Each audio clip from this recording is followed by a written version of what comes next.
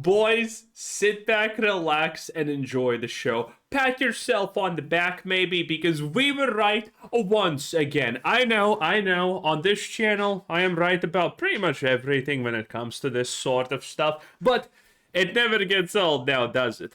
We called it a year plus ago at this point that Ubisoft is gonna go defunct. At this point, it is unquestionable. Ubisoft has already cancelled 5 games or something in the past 2 months. They have fired people in the past months, and no one knows what's really happening with the Ubisoft Prime company that they have made out of nowhere. And no one knows if they're still getting sued by the shareholders or not. Needless to say, the Ubisoft situation is horrible.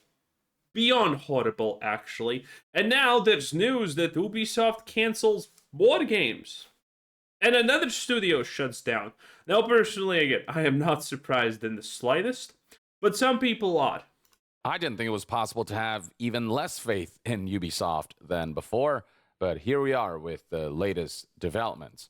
Back in October of 2024, there were definitely aspects showing that Ubisoft was in serious trouble, namely the consideration of a potential buyout of Ubisoft. Now, ultimately, that didn't end up panning out. Instead, what Ubisoft decided to do, as reported here on March 14th, 2025 by Bloomberg, was to seek backers to create the subsidiary that would house some of their most famous IPs, basically like a shell corporation or something like that, just a sub-organization. A shell corporation is something that just does one simple process and then pretty much just funnels the money somewhere else. It's just an extra step.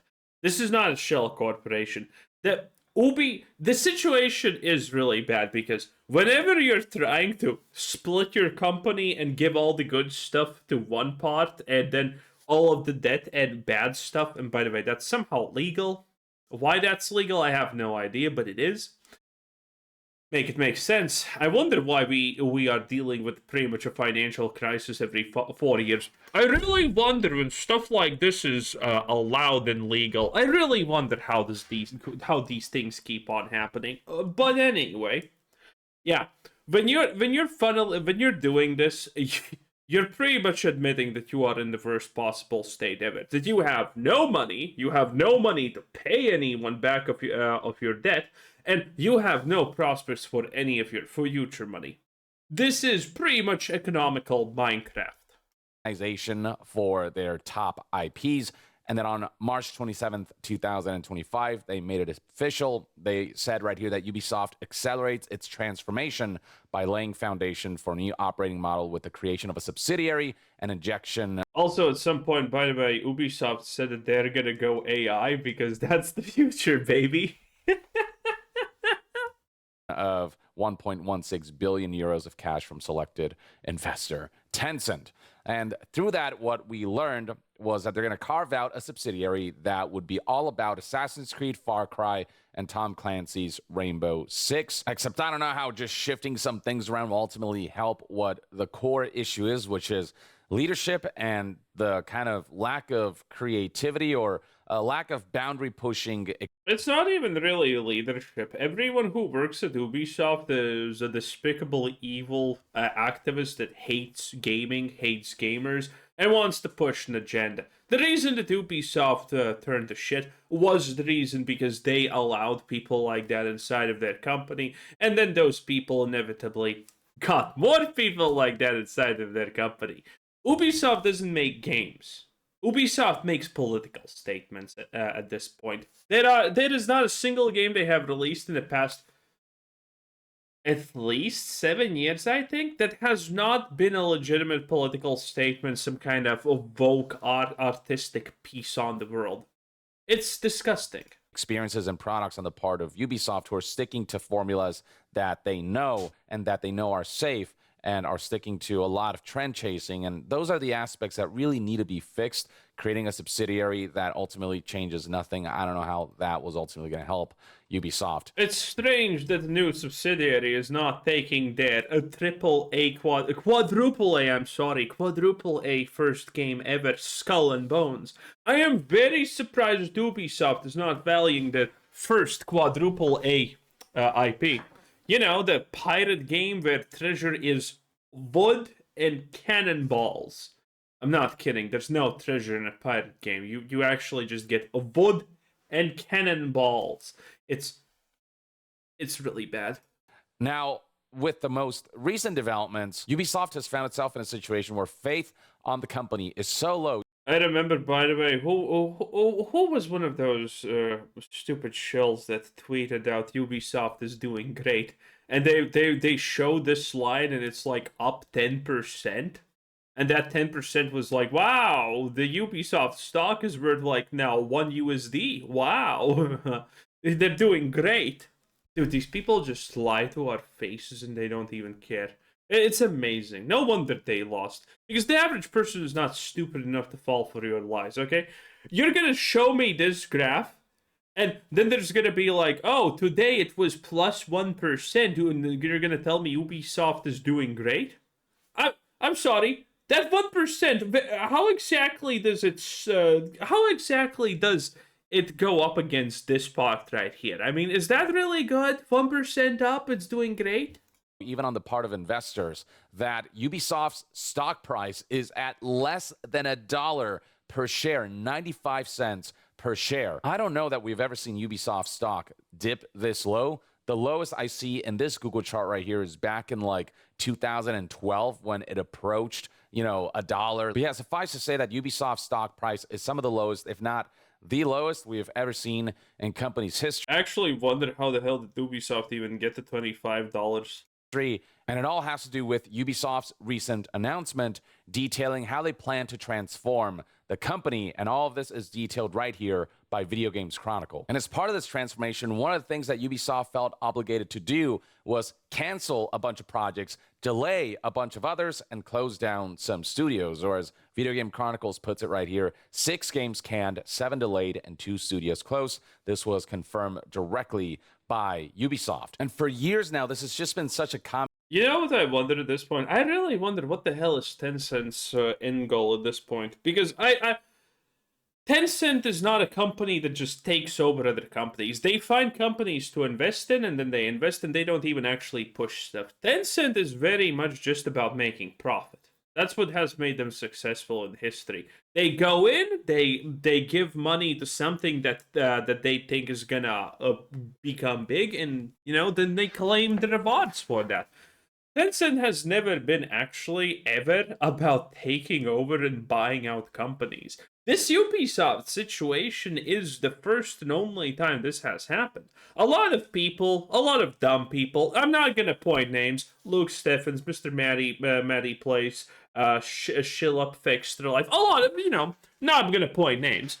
All of these uneducated people were claiming at one point that, Tencent is gonna buy out Ubisoft, that this was their plan, The Tencent's plan was invest literally hundreds of millions into Ubisoft when their stock price was $10, and then let it collapse so, they lose 99% of their investment.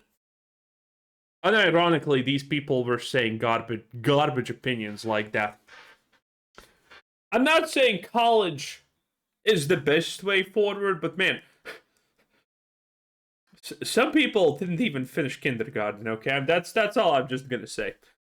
Trend for Ubisoft. So even back in 2023, we saw Ubisoft cancel 3 unannounced games, delay Skull and Bones. We saw games like Frontiers of Pandora, the Avatar game, get delayed during its marketing campaign. We saw Ubisoft delay Assassin's Creed Shadows at one point as the stakes surrounding this game grew higher, with Ubisoft becoming so dependent on this game's financial performance to define its future. Like, it's ridiculous how common. Oh, don't worry, Ubisoft's in a great situation. Remember all those shells that said, oh, Assassin's Creed Shadows is the fastest selling game ever. 2 million players. Dude, if you did the math, what the shills were claiming about Assassin's Creed Shadows, by this point, January 2026, Assassin's Creed Shadows should have sold probably above 110 million copies. And if you sell that many copies, you're, needless to say, the most popular game in the world, probably. Or at least competing with Fortnite and Minecraft. But for some reason, I'm not seeing I'm not seeing a lot of talk about Assassin's Creed Shadows being the best game ever. strange how these things happen. It's almost like I'm right about absolutely everything, and these people are yapping about stuff that they have absolutely no idea. And by the way, stick around, boys, because we also are going to look into the Fable discussion, what's happening here, because we just got a sweet, pretty big gameplay trailer release. Not trailer, but a lot of stuff. I haven't seen it, but a lot of people are currently like, the redemption arc of Fable. Needless to say, I don't believe it. If it actually happens, that's amazing, because that would be cool. But I haven't even seen it, but everything I have seen so far makes me believe that that's not happening. One place this kind of thing is becoming for Ubisoft. And that brings us to today. 6 canceled games, it reads right here, did not meet Ubisoft's new enhanced quality expectations. Whatever the hell that means, it said, including the much... It means more samurais that are black in ancient Japan killing the natives. Delayed Prince of Persia Sands of Time remake, a mobile title, and 4 other unannounced games, including 3 original IPs. That's right, folks. Prince of Persia remake is officially canceled. In fact, on Twitter, you'll find that the Prince of... Good. That is good. If you did not see the Prince of Persia leaks about how the characters are going to look, they're disgusting. They're appalling. They're the worst thing ever. They are just classic WoW creation. Ugly, new, genderless, and that's pretty much it. Persia Twitter page posted the following statement: to the Prince of Persia community, we want to share with you directly. We have made the difficult decision to stop development on Prince of Persia Sands of Time remake. We know this is deeply disappointing. The game carries enormous meaning for fans and for the teams who worked on it. While the project had real potential, we weren't able to reach the level of quality you deserve, and continuing would have required more time and investment than we could responsibly commit, and we didn't want to release something that fell short of what the Sands of Time represents. Prince of Persia as a universe and a legacy continues to matter deeply to us, and this decision does not mean we're stepping away from the franchise. Thank you for your passion, patience, and love for Prince of Persia, the Prince of Persia team. Yeah, that really sucks, but at the same time, from what we've seen of the Prince of Persia remake, it wasn't necessarily looking good. Like, you may recall that the announcement trailer for this came out back in, what was it, September 10th, 2020, over 5 years ago, and it looked like this. It just didn't look great, and the backlash was so severe against it that they decided to delay the game. Believe it or not, the original release window for this game was January of 2021. The game had been in development for 2.5 years by Ubisoft's Indian studios before they had to change plans on that. Well, what do we mean when we say Indian studios? Like Native American Indian or street Indian? Front, but with concerns surrounding its quality looming eventually in 2023, it was announced that Ubisoft Montreal, the original developers of 2003's Sands of Time, it was decided that they would take over development, but even they couldn't salvage what was there, and Ubisoft felt the need to cancel it. Prince of Persia Sands of... Saying even they couldn't salvage this gives them a little bit too much credence. Time is a really special game, and people would have loved to see the only thing Ubisoft Montreal did properly, which was completely useless, was I don't remember, was this actually Assassin's Creed Shadows when it released? There was a game that released, and Ubisoft said that they're preparing their lawyers to sue anyone who tries to harass the people who made the game. Because that's a thing that happens. It's not a thing that happens. No one just... no. Even if you release a Voxlov game, as long as some stupid developer doesn't go on Twitter and starts yapping about how the fans are evil and how they are the right people and whatnot, no one's gonna ever attack them because no one fucking cares. That's it. And that's the only thing that Ubisoft did properly. They were like, we're preparing our legal teams to sue anyone who says anything bad about any of our developers. And no one said anything because no one cared. It is crazy. A remake done properly, and we're anticipating this game when they announced a delay that would hopefully mark a significantly improved showcase of the game. But at the same time, maybe it was for the best that this got canceled, given that early signs showed that this game was in for rough tidings. I think it's better that than to sully the memory of the original game. But still, it sucks that it all played out the way it did and that Ubisoft ultimately mismanaged a remake of Prince of Persia: Sands of Time, which I think a lot of people would have really enjoyed in this modern day and age. That's on top of canceling 3 original IPs that were set to be created, which highlights that Ubisoft is less prone to taking risks due to the precarious status of the company, which at the same time might be the very thing that ends up killing them, the lack of risk. I wonder if this is actually finally officially the fact that Ubisoft has gone bankrupt, because they have canceled pretty much everything. There is no future for any of their games. No one sees it.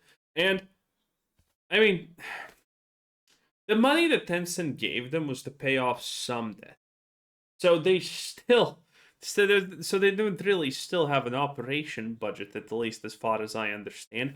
So that is an issue, because operation budget means the money that you have to pay the people to do the job.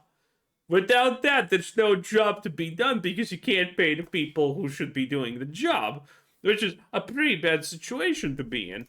And innovation, so it's almost like a snake eating its own tail kind of a situation. As for which 7 games were delayed, that's something that Ubisoft didn't go into detail, but one of the speculated games that were delayed is the remake of Assassin's Creed Black Flag. Tom Henderson from Insider Gaming reports as much here, saying that Black Flag remake likely delayed by up to... That Black Flag remake is potentially the only thing that could actually happen now. The Black Flag remake is, I think that's the only thing that is actually plausible at this point. And again, Ubisoft is not going to faithfully remake it. They're not going to just make the game better. Remember, Black Flag actually does have some hot women in it, which means that's bad and that needs to be removed and censored. So, whatever Ubisoft does to the Black Flag remake, they're going to probably make it worse. And also, are people really going to buy it? I don't know. 1 year. This is a game that was set to come out this year in just a few months, and with confirmation that one of the titles was planned for release before April of 2026 and will now be released before April of 2027, it all just seems to align, where it seems to suggest that, based on information we know, Assassin's Creed Black Flag was among the titles delayed, not canceled, but still pushed back pretty significantly for essentially polish and quality assurance. And, you know, not to say that game delays are a bad thing if it ultimately... They are a bad thing, because we know that these game delays are out of desperation. Assassin's Creed Shadows didn't get delayed because they wanted to fix bugs. It got delayed because everyone hated what they're seeing, and they removed Yasuke from the story as much as possible, and made it so you can only play with... you can pretty much play the whole game with just Now Away, or whatever her stupid name was, and call it a day. It was really bad. Means we get a better product. But the fact that this has been such a consistent pattern for Ubisoft, the constant cancellation of games, the constant delay of games, and when games do eventually come out, not ultimately meeting the critical and commercial reception that they expected, all that culminates in what feels like a woefully mismanaged game publisher. As for studio closures and layoffs, we do know that the 2 studios that were closed were Halifax and Stockholm. And then in terms of layoffs, they haven't specified an exact number, but among the studios that were shut down, there will be people who, some will be reshuffled into the company and others will be let go. And that finally brings us to this new corporate structure that Ubisoft came up with to try to salvage their creative output and to try to make their company more efficient and whatnot. And it's all described in this screenshot right here, where now their creative teams are going to be divided into creative houses. So the first creative house is just Vantage Studios, and then you've got Creative House 2, 3, 4, and 5, and all of them are going to be supervised by Ubisoft HQ and supported by this creative network, a network of studios partnering with all creative houses to provide best-in-class production capacity, as well as partnering with core... So this doesn't make sense, because this is already how all of these AAA companies operate. They have a studio, company, branch, or whatever you want to call it, that's doing an IP, and that studio is always overseen by some big dog at Ubisoft, and then that studio gets assistance from other creative houses or other connected network studios that Ubisoft works with, oversees, owns, or something like that. This is not new. This is exactly how they previously did things. I don't know what is the point of this? This is exactly how they previously did things. This is how Blizzard does things. This is how BioWare does things. This is how every company does things. This is nothing new. This is nothing. This is not. It makes no sense to even say that you're doing this because everyone knows you're kind of doing this. Services, a separate team that will provide shared, standardized, and scalable services that enable the brand and projects teams to focus on their core missions. And the different creative houses will each individually have their own leadership, and each one will essentially be designated a genre, with the exception of. Yes, it's almost like you're a department at Ubisoft that has a specific task that they need to do. How interesting, how innovative, how strange. Someone give Ubisoft a award for, business structure management or something. Because man, they just nailed it out of the park. Dude, is Ubisoft just at this point? Is someone at Ubisoft a tech bro? Because this shit sounds exactly like what a tech bro would say. Oh, we need to redesign trains, but make them smaller, less efficient, and cost more. This is exactly what a tech bro would tell you to do. Let's completely redesign how the company structure functions, but let's make it the same, just name it differently, and let's make it less efficient. Like, seriously, this whole thing sounds like some kind of some tech bro gobbledygook nonsense. Vantage Studios, the first creative house which will primarily focus on Ubisoft's biggest IPs, Rainbow Six, Assassin's Creed, and Far Cry. And then we have Creative House 2, which will be dedicated to competitive and cooperative shooter experiences, including The Division, Ghost Recon, and Splinter Cell. Creative House 3 will operate a roster of select, sharp, live experiences such as For Honor, The Crew, Riders Republic, Brawlhalla, and Skull and Bones. Then we have Creative House 4, which will focus on fantasy. For Honor was honestly Ubisoft's last good game.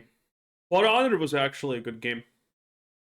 It's kind of crazy, but yeah, For Honor was a good game. Until Ubisoft inevitably killed it after years.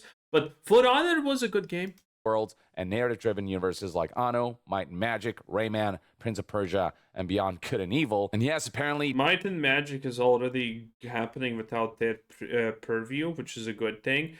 I am currently very, very anticipating Might and Magic Olden Era, which is going to be awesome. Because Ubisoft has pretty much nothing to do with them. They just gave them the license. And currently, it looks good. It looks good, boys. Magic, Rayman, Prince of Persia, and Beyond Good and Evil. And yes, apparently Beyond Good and Evil 2 is still in development somehow. I don't know how, like Prince of Persia remake gets canceled before Beyond Good and Evil 2, given that that's a game that's been in development for 17 years now. That's more development time than frickin' Duke Nukem Forever at this point. And finally, you have Creative House 5, which Ubisoft says is aimed at reclaiming our position in casual and family-friendly games in brands including Just Dance, Uno, and Hasbro. And the way it works is that each creative house is its own. Wait, what the fuck do you... What? Of which Ubisoft says aims at reclaiming our position in casual and family-friendly games in brands including Just Dance, Uno, and what does this sentence even mean? Am I too dumb to understand what this sentence means? Because, I'm sorry, does Ubisoft own Hasbro? No, they don't. Hasbro's stock is way more valuable than Ubisoft. So what do you mean that so what am I supposed to understand from this? They're gonna fight Hasbro? They're gonna fight Just Dance? Who the hell owns Just Dance even? Is it Ubisoft? I'm so confused about this sentence. And the way it works is that each creative house is its own sector, and essentially specific development studios that fit the genre and criteria of certain creative houses will be essentially assigned to that creative house, while some will be assigned to the creative network team and work with multiple houses. So the idea is to create these layers of hierarchy that will allow all studios to kind of, I guess, try to coordinate better with things like the creative network, allowing all of these creative houses to consult a select team that will aid them in their endeavors, so on and so forth. That's actually, Young, exactly not what this chart implies. How did you get the only thing that you can imply about the chart wrong, Young? Like, did you try? Did you actually try to get it wrong? Like, what do you mean? Okay, let me explain how this works. So we have a person at Ubisoft HQ, a bigwig, probably a board of them, in fact, and every board is going to oversee their creative house. This is how, in reality, most likely these things are going to happen. And that means literally just a bunch of Guillermos and their cousins and some shit like that, okay? They keep it in the family in more ways than one. And then they're gonna oversee these houses, and then they're gonna talk about what each house is doing, and blah blah blah. It's just to make it so there's no overlap of potentially the same thing being done in the at the same division. And then the creative network is just gonna do things that these houses need that they request from them. I have no idea what Young was yapping about, but this is not like the creative house is gonna take a part of the creative network and actually like dominate over it. No, the creative networks are designed. The idea here is that they just do what these studios need at the moment they are that they currently can't do, or that they have no experience, and that's the idea. I am so clueless how Young came to the conclusions that he came from, but I mean, it is what it is. Anyway, that was Young. Yeah, completely wrong about absolutely everything. Once again, 10 out of 10. Bye.